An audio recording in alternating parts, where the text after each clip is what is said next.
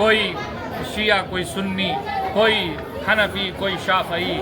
کوئی دیوبندی، کوئی بریلوی، ان مسلکوں کو بنیاد بنا کر جب تک تم جھگڑتے رہو گے اور قوم کے نوجوانوں کو گمراہ کرتے رہو گے تب تک پٹتے رہو گے اور اسی طرح ضائع ہوتے رہو گے۔ اگر تمہیں سر اٹھا کر جینا ہے تو اللہ کی رسی یعنی قرآن مجید کو مضبوطی سے تھامنا ہوگا، اور تمام اختلافات اپنی جگہ گھر میں رکھیے لیکن ملی مسائل پر ایک ہو جائیے، یہی پیغام ہے۔ اللہ کے نبی صلی اللہ علیہ وسلم نے ایک صحیح حدیث میں فرمایا ہے کہ جب تم تعداد میں اتنے ہوگے کہ تمہارے برابر کوئی نہیں ہوگا، لیکن تمہارے دل میں ایک روگ لگ جائے گا، تو لوگوں نے، صحابہ نے رضوان اللہ علیہم اجمعین نے پوچھا یا رسول اللہ وہ بیماری، وہ روگ کیا ہے؟ تو آپ علیہ السلام نے فرمایا وہن۔ تو فرمایا ومل وہن یا رسول اللہ؟ تو آپ علیہ السلام نے جواباً فرمایا کہ دنیا کی محبت اور موت سے کراہیت اور نفرت تمہارے دل میں گھر کر جائے گی، تم صرف دنیا کے لیے جیو گے اور مرنے سے خوف کھو گے۔ جب یہ بیماری لگ جائے گی تو دنیا کی تمام قومیں تم پر اس طرح ٹوٹ پڑیں گی جیسے بھوکے دسترخوان پر ٹوٹتے ہیں، اور تمہیں اس ذلت سے نکلنے کے لیے بس ایک راستہ ہے کہ موت کا خوف چھوڑنا ہوگا اور دنیا کی محبت ترک کرنی ہوگی، اور حق کے لیے، سچائی کے لیے، صداقت کے لیے، امن کے لیے، سلامتی کے لیے تمہیں ہر اس باطل طاقت سے سینہ سپر ہو کر پنجہ آزمائی کرنی ہوگی جو دنیا کا وقت کا فرعون بنا ہوا ہے۔ تمہیں بھی جو ہے موسیٰ علیہ السلام کے ساتھ جو ان کے حواری تھے، عیسیٰ علیہ السلام اور ان کے ساتھ جو حواری تھے، محمد علیہ السلام اور ان کے ساتھ جو صحابہ کرام تھے، اس کا نمونہ پیش کرنا ہوگا، تبھی یہ ظلم ختم ہوں گے اور یہ بلڈوزر کلچر ختم ہوگا۔ اس وقت ہمارے ساتھ خانقاہ پیر دمڑیا شاہ کے سجادہ نشین سید شاہ فخر عالم حسن صاحب ہیں۔ سر، آج پورے دیش میں الوداع کی نماز ادا کی گئی ہے اور کل 30 روزہ کے بعد عید کی لوگ نماز ادا کریں گے۔ تمام لوگوں کو دل کی گہرائی سے جمعۃ الوداع کی مبارکباد، اس فکر اور نظریے کے ساتھ کہ رمضان کا پورا مہینہ جس طرح روزوں کے ساتھ اور رات کو شب گزاری کے ساتھ، تراویح و تہجد اور دعا و استغفار کے ساتھ ہم نے گزار کر ایسی مشق کر لی ہے کہ اب ہم پورے سال انشاءاللہ اسی طرح اپنی زندگی کو ایمانی اور نورانی بنا کر، اور محمد صلی اللہ علیہ وسلم جو پیغام لے کر آئے تھے ان کے پیغامات کو اپنا کر اپنی زندگی کو نورانی بنا لیں گے۔ کہ چونکہ رمضان رخصت ہو رہا ہے اور تعلیم کی لوگ خوشیاں بھی منائیں گے، تو ایک طرف رمضان کے جانے کا غم اور دوسری طرف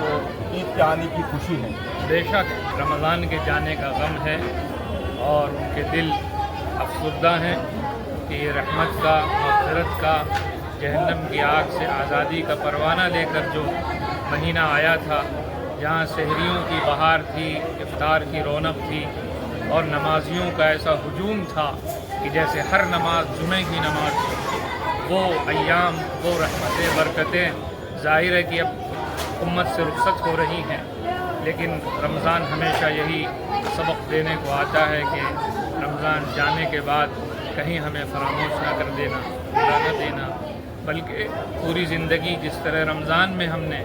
عبادت، ریاضت اور دعا کے اہتمام کے ساتھ اور